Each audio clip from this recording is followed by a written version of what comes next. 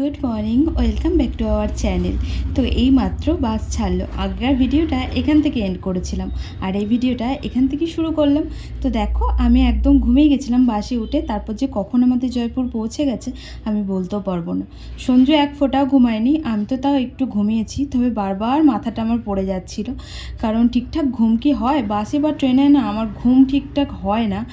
তাও ওই যে সারা রাত জাগা, তো তাই চোখটা লেগে এসেছিলো একটু। আর এখন নেমেই এই যে একটু আখের রস খাবো, আমাদের বাস এখানে নামিয়ে দিল।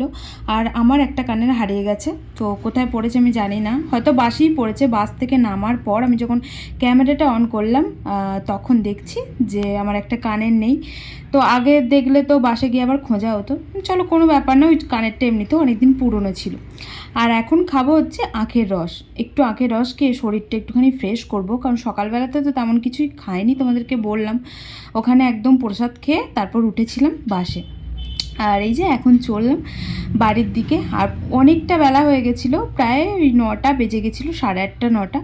আর এখন আমি ভাবছি যে এখন গিয়ে কি রান্না করব। তো ও বললো যে হ্যাঁ বসিয়ে দেবে, যদি হয়ে যায় তো আমি নিয়ে চলে যাব। আমি ওকে আজকে বলেছিলাম যে আজকের দিনটা ছুটি করো, শরীরটা যেহেতু খারাপ করছিল। আর রাত জাগলে বুঝতেই তো পারছো শরীর কেমন খারাপ করে, সারা দিনটা ম্যাজ করে। আমি তো তাও ধরো বললাম না তোমাদেরকে, 10-15 মিনিট হলেও তো ঘুমিয়েছি। যাই হোক, একটু তো চোখের পাতা এক করেছি, কিন্তু সঞ্জু এক ফোঁটাও ঘুমায়নি।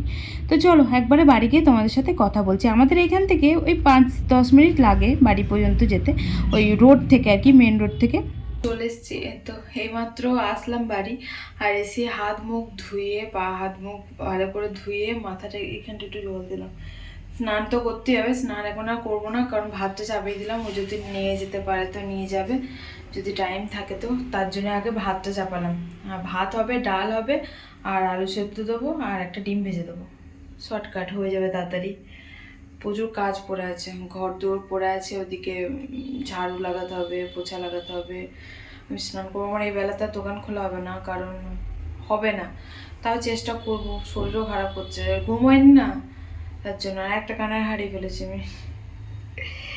তো চলো, এই দেখো ভাত বসালাম, ভাতটা বসালাম, করে নিই, তারপর তোমাদের সাথে দেখা করছি। টাইম মতন সব কিছুই হয়ে গেছিলো। ও একটুখানি এসেই আর কি হাত পা ধুয়ে ঘুমিয়েছিল। আমিই বললাম যে একটু ঘুমিয়ে নাও, কারণ 10 মিনিট হলেও একটু যদি শোয় না, রেস্ট নেয় শরীরটা, তাহলে হয়তো একটুখানিও ঠিক হবে। কারণ ওকে দেখেই আমার কেমন লাগছিল, চোখগুলো ভেতরের দিকে ঢুকে গেছিলো, তারপর শরীরটা কেমন করছিল, বলছে গা গোলাচ্ছে। তো তারপর এই যে ওকে ডাকলাম, ভাত রান্না করলাম, ডাল করলাম, আলু সেদ্ধ করলাম। ডালটা এখনো হয়নি, তবে ঘি আর আলু সেদ্ধ দিয়ে ওকে খাইয়ে বললাম যে যাও তুমি তাহলে। আর ওকে বলেছিলাম যে ভাত নিয়ে যাবে আলু সেদ্ধ আর ঘি দিয়ে, তো ও বললো যে না আমি দুপুরে খেতে আসবো। তো ওদিকেও চলে গেল। এদিকে আমি শরীরটা খুব খারাপ করছিল, যার জন্য তাড়াতাড়ি করে স্নানটা সেরে আসলাম।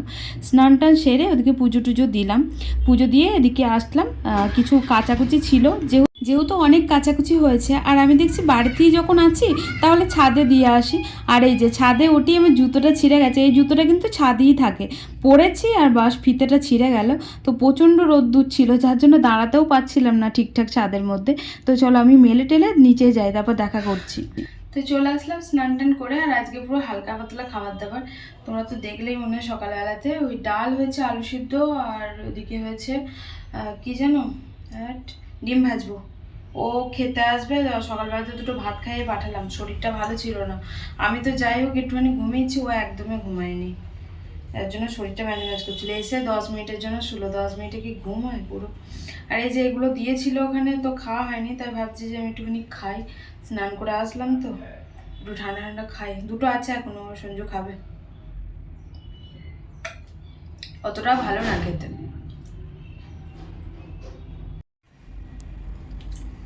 তো আজকে একটা ল্যাদ করে একদম লেজি ডে। তো এইমাত্র উঠলাম বলতে মা ফোন করেছিল, হট করে ঘুমটা ভেঙে গেছে। আর ঘুম থেকে উঠে দেখছি, উঠে দেখছি 2:30 বাজে। ছাদে গেলাম, জামা কাপড় মেলা ছিল আজকে, এখানে মানে শুকাতো না, কারণ আজকে রোদের খুব একটা জোর নেই।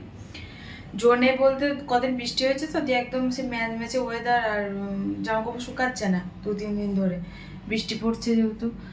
তো আজকে রোদ হয়েছে, কিন্তু আজকে শুকাবে না বলি, আর অনেক হয়েছিল জামা কাপড় আজকে, তার জন্য ছাদে দিয়ে এসেছিলাম।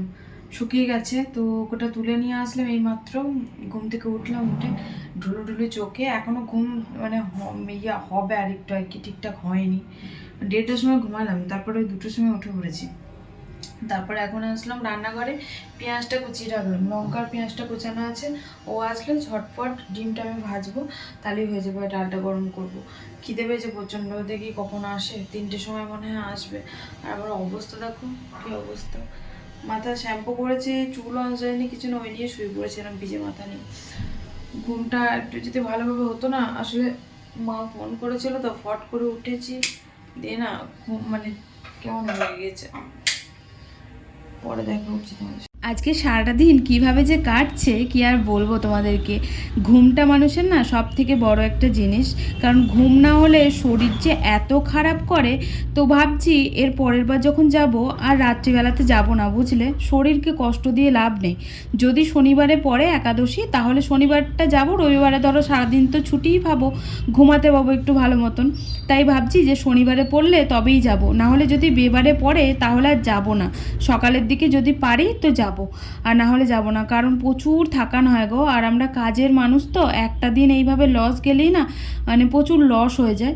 আর এই যে খাবার দাবার এখন সারলাম, তো ও চলে গেল কাজে, আর আমার এদিকে প্রচুর কাজ পড়ে আছে।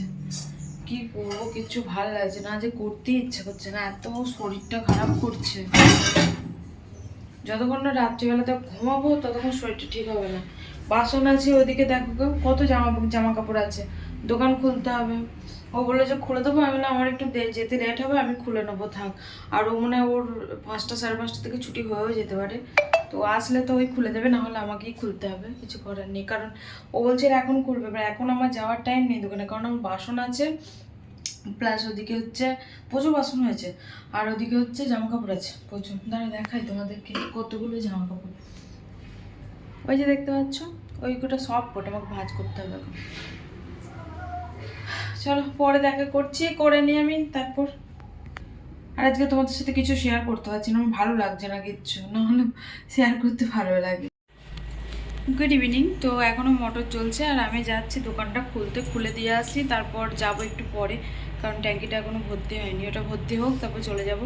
আর এই যে এই চাবির রিংটা নিয়েছি, ওখান থেকে নিয়ে এসেছি, আর কিছু নিইনি। চুড়িটা দেখালাম তোমাদেরকে, দেখিয়েছি মনে যায় না, ওই চুড়িটা নিইনি, আমার হাতে হচ্ছিল না, বড় সাইজ ছিল না, খুব টাইট হচ্ছিল। বেশ সুন্দর লাগছিল, 100 টাকা 150 টাকা বলছিল, ওনাকে 100 টাকা বলা হলো, উনি 120 টাকা বললেন।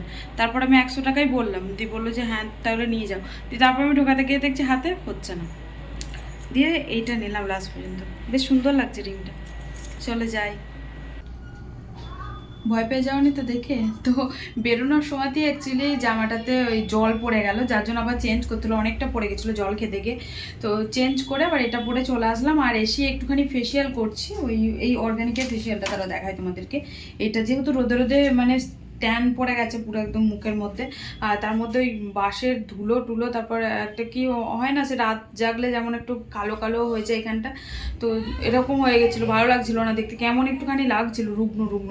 তো ভাবলাম যে একটুখানি ফেসিয়াল করে নিই, তাই ফেসিয়ালটা করলাম। এখন প্যাকটা লাগিয়েছি, 2টো প্যাক আছে, এটা উঠবে, তারপর আর একটা প্যাক লাগবে। জানো তো, আমি যে পার্লারে আগে থাকতাম, মানে যেখানে আমি কাজ শিখেছিলাম, সেখানে থাকতে প্রত্যেক মাসে ফেসিয়াল, হেয়ার স্পা, ভ্যাক্স সমস্তটাই করতাম, নিজের খুব পরিচর্যা করতাম, জানো তো। তোমরা দেখলেই হয়তো বুঝতে পারবে ভিডিওগুলো, আগেকার ভিডিওগুলো দেখলে। কিন্তু এখানে আসার পর থেকে না, ওই যে সঙ্গী সাথী তো নেই কেউ করে দেওয়ার মতন, সঞ্জুকে বলি, কিন্তু ও ফেসিয়ালের মাসাজটা অতটা ভালো করে পারে না, যার জন্য আর কি ওকে বলিস শুধু ট্যানটাই করে দিতে। আর আমি না একটা ফেসিয়াল মাসাজার নিয়েছিলাম, কিন্তু একটু কম দাম ছিল, যার জন্য 2বার ইউজ করার পরই না ওটা নষ্ট হয়ে গেছে। আর এই যে দেখতে পাচ্ছ, এই পিল অফ মাস্কটা এরকমই, মানে খুব ভালো রেজাল্ট দেয়। তো ওঠানোর পর আমি দেখাচ্ছি, যেহেতু অল্প নিয়েছিলাম আমি, যার জন্য আর কি ঠিক মতন উঠছি, দেখে ঠিক মনে হচ্ছে না যে মুখের চামড়া পুরো আমি তুলে ফেলছি, তাই না? ফাইনাল রেজাল্ট আমার, তো এই যে ফাইনাল রেজাল্ট। আর কোনোগুলো ক্লিন করলাম, যার জন্য এগুলো রেড হয়ে গেছে একদম, পুরো টোটালি আমার ফেস ক্লিন করেছি। কি চকচক করছে দেখো, তেল তেল তেল তেল করছে, একটু ধুলাম। চলো আজকের মতো এখানে এন্ড করছি, টাটা।